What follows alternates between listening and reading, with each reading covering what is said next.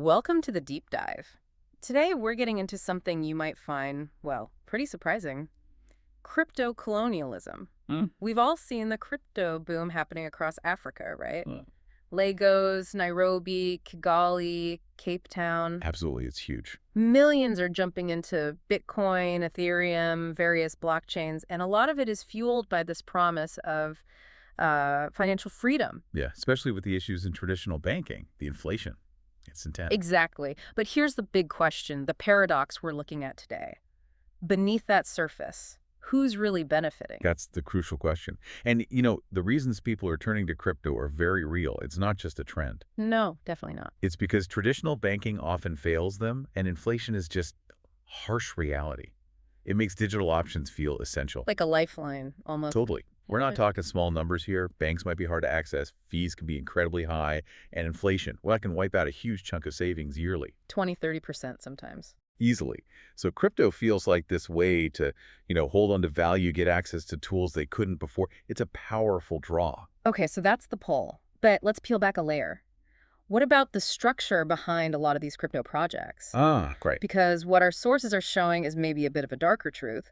Many of these big projects, they aren't actually built by Africans. They're built for Africans. That's the distinction. Exactly. With the developers maybe in Silicon Valley, the investors in Dubai, marketing out of London. It starts to sound familiar, doesn't it? Like a sort of digitized version of old colonial patterns. That's a strong parallel. Talk about that connection. Well, think historically.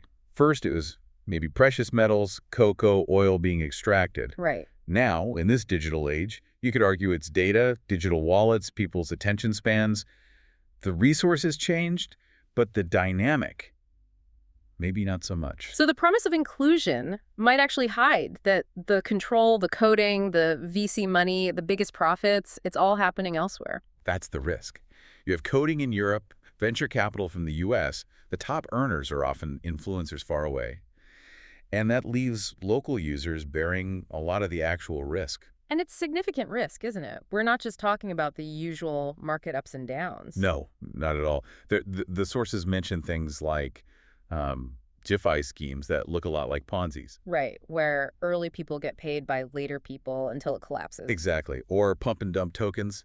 Insiders hype a coin, inflate the price, then sell off, leaving others holding worthless assets. And those empty NFT roadmaps, too. Big promises, little follow-through. It really is like extractive finance wearing innovation's clothes. It targets people who are genuinely looking for something better. It's like building a road to a gold mine, but making sure outsiders own all the toll booths. That's a good way to put it. But, amidst all these challenges, there's also a really powerful counter-narrative emerging. A flip side. Africa has this incredible opportunity to, well, flip the script. We're seeing projects built by locals, specifically for locals. Think Yellow Card, Fonbnk, Vol, Mara. Yes. And this is where it gets really interesting, I think. Because these aren't just about hype, are they? They focus on actual, real utility. Precisely.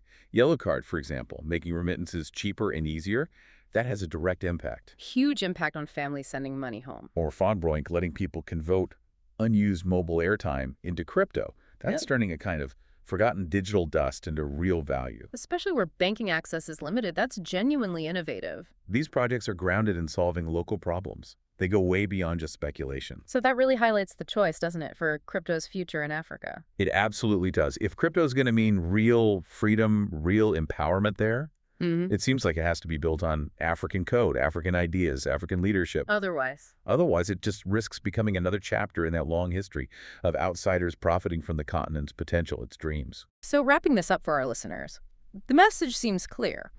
Crypto can be liberating. It can be. But only if it truly empowers from within. It's about who builds it, who owns it, who leads it. Exactly. Ownership, autonomy, local leadership are key. We've seen this duality, the potential versus the pitfalls. But maybe the final thought for you, the listener, is this. In our digital world, promises glitter everywhere. How do you personally tell the difference between true empowerment and just sophisticated extraction? And what role does that local leadership play in making sure tech actually serves people? That's something to think about.